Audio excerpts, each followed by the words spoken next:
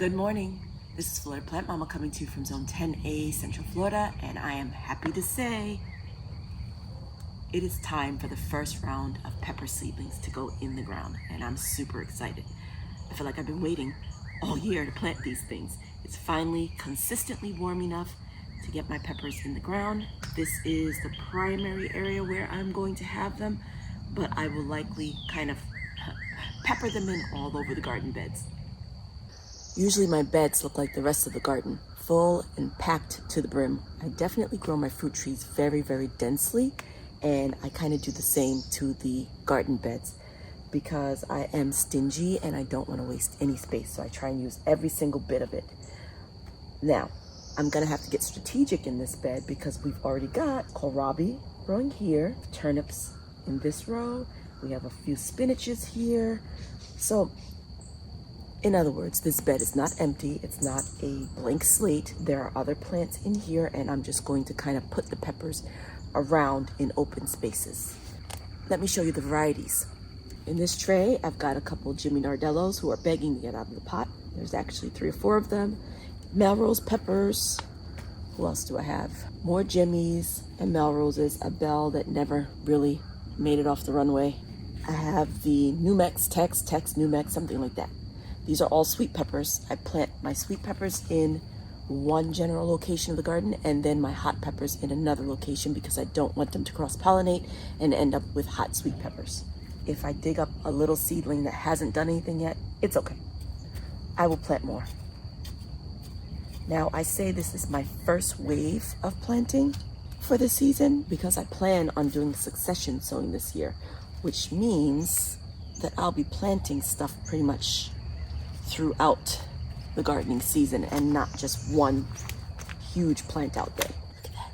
I was pointing out the root system on this plant, doing very well, not root bound. So we'll go ahead and get our first. This is a Tex Numex going in first. They do get quite large. First pepper of the season is in the ground. I'm very excited. Now, if you notice, I did not sprinkle fertilizer inside the hole before planting this pepper. The reason why is this bed, it has been amended and it is good to go.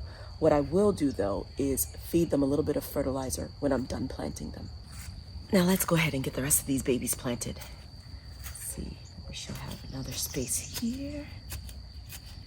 Inevitably, what happens in my garden is once I get to this stage and start planting everything out, I lose track of who everyone is. Not uncommon. It's okay. When the peppers start forming on the plant, I'll know what they are if I forget to label. I've got 2 growing here together, and I'm actually going to leave them that way. Peppers don't mind having a companion. I'll just make sure to fertilize these pretty well during the season so that they don't compete. Second pepper in. I should probably get my label, huh? We'll just get all the Numex in first, and then we can label. I'm literally popping these peppers wherever I have an open space. And if they have a partner with them, I am not separating them.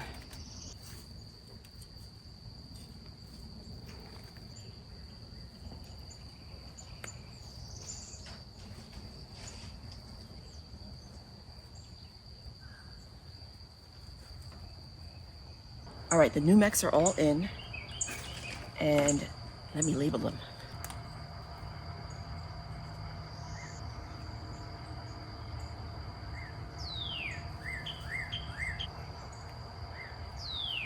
Next up, the Jimmys.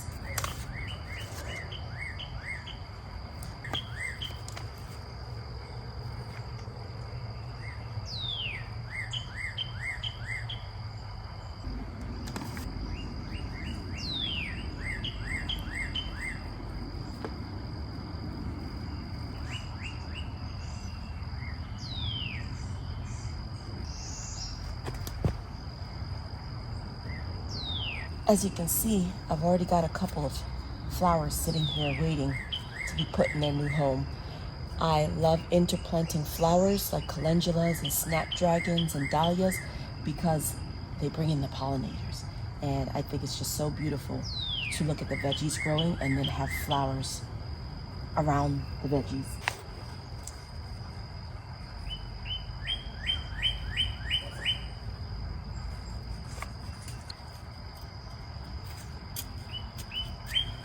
I got this from the big box store, and as you can see, we are definitely a little root bound. So let's tease that before putting it in the ground, loosen up those roots, and we will pop her in.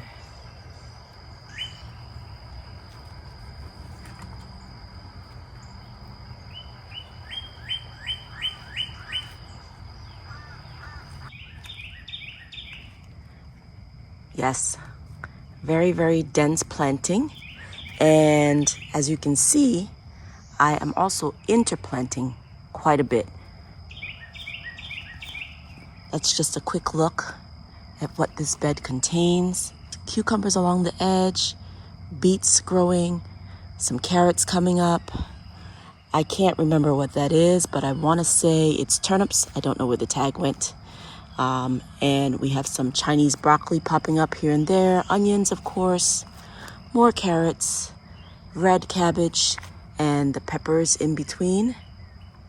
We have snapdragons and peppers, and we have calendula, a little chamomile popping up there, more turnips, more carrots. Got some daikon radishes clustered here, a little bit of spinach, which I think is going to be done because it's quite warm now for spinach. To continue, all of these seedlings are ready to go in the ground, and I must find them a home. We've got some borage, we have basil, we have gomphrena, a Juliet tomato, another Juliet tomato, more sweet basil, some English thyme, and spinach. Now, I don't know if the spinach is going to get very big at this point, but I'm going to put it in an area that's a little bit shaded so that hopefully I'll have time before it bolts. I think this bed is pretty much filled to the brim, and I don't know if it can support any additional growth. So let's move on to our other beds and see if we can get them filled as well. This little bed is my turmeric and ginger bed. But I decided that I am going to try and get the spinach going. See, a little piece of ginger it looks like. I am going to go ahead and see if I can get spinach going in the edge of this bed, because this bed does not get full sun, but just enough that the spinach should do fine in the time that I'm waiting for the ginger and the turmeric to come up. So we're gonna put some spinach in here. I've just sprinkled in some mushroom compost to give a little bit of nutrients to this soil. I am super excited about these spinaches. Look at them. I have not been very successful in growing spinach, so I am very proud of this little success.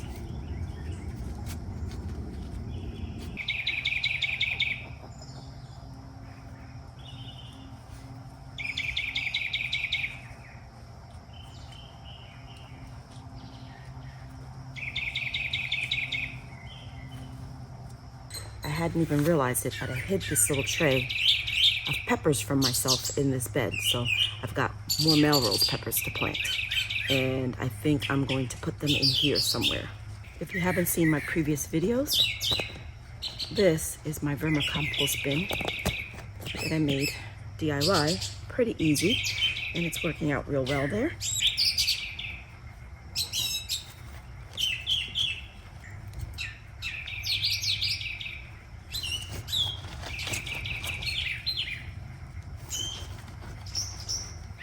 We do have some oregano seeds planted in here, and I think I may see them starting to sprout, but I want to go ahead and put these two little nappas in here and the beets.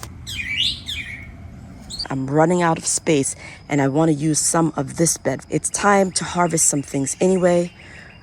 This is the bok choy, and as you can see, we went from cold to warm very quickly.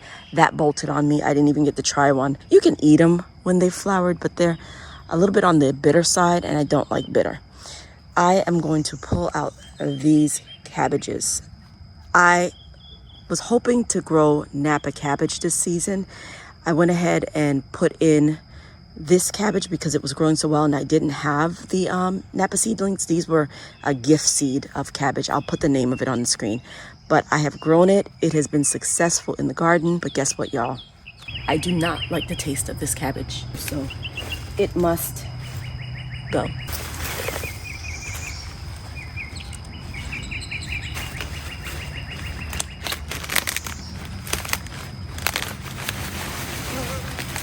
And just like that, we've opened up a little additional space to plant some more things.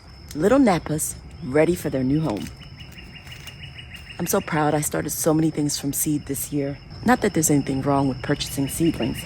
There's just a feeling you get when you start your own seeds and they actually grow into seedlings. It is an amazing feeling. Just loosening up the soil a little bit for these Napas. It's pretty dry. It will need to be watered thoroughly. I am going to feed these Napas, just like the peppers, some liquid fertilizer once I'm done putting them in the ground. It might be too late for these Napas, but I'm gonna try it anyway because I have the seedlings. Now those are looking quite pitiful right now. They will perk up once I water them. I've got the row of buckets set up. I'm gonna have 4 tomatoes and 4 roselle, and up front we're gonna plant the okra. But for now, we'll put the tomatoes in. I've got San Marzanos here. They are a determinate pepper, so they will fruit pretty much all at once, and I'll harvest all at once. The reason why is I don't eat tomatoes like that. I like them to collect for sauce and to collect for paste. I've added compost to the soil, and it is ready to go. These tomatoes will also get a feeding of liquid fertilizer once I've put them in. I think I am going to put a couple per bucket. Again, high intensity. Actually, this is 2 plants, so I will plant them alone. I'm not going to separate them. I do plant my tomatoes deeper than when they are in the pot. Just makes for a stronger tomato stem as it grows. When I'm trying to plant the tomato deeper, I'll just remove some of those leaves from the stem. So I've got a nice clean stem to work with.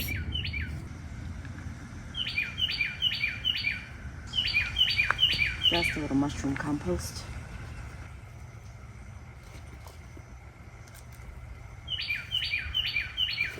Final task of the day, I'm gonna prune all of my fig trees because I want to keep them quite low and they are about to wake up very soon. So this pruning will encourage them to grow and to branch out and to stay low. Let's get rid of a couple weeds first. They're already starting to leaf out. This one needs to be taken down a bit. This is a pretty tall branch. I kind of want my fig trees to sprawl a little bit rather than getting really tall. The idea is to keep all of my fruit trees pretty low so it makes for easy picking. I want it kind of to go that way, so I'm going to find a bud that faces that way. And we have one right here. I'm going to cut just above that particular bud or node. There's another little branch here. It's got a little bit of leafing starting. I'm just gonna tip it. Now, I've got this branch. What am I going to do with it? I'm simply going to pop it in the ground somewhere where I may want another fig to grow and see what happens with it. Got another fig here. She's going straight up. I'm gonna go ahead and bring her down a bit. This is by far my most mature and tallest fig.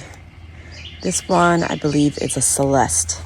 And as you can see, it's already started waking up right at the tips. I like the branching she's got here. I just don't like how tall the branching is. So I am going to torture myself and cut her right here because we've got one little branch coming out and this is about the level that I want the tree to be. I want it to be easy to pick the fruit. So I'm gonna do it. I'm gonna cut her.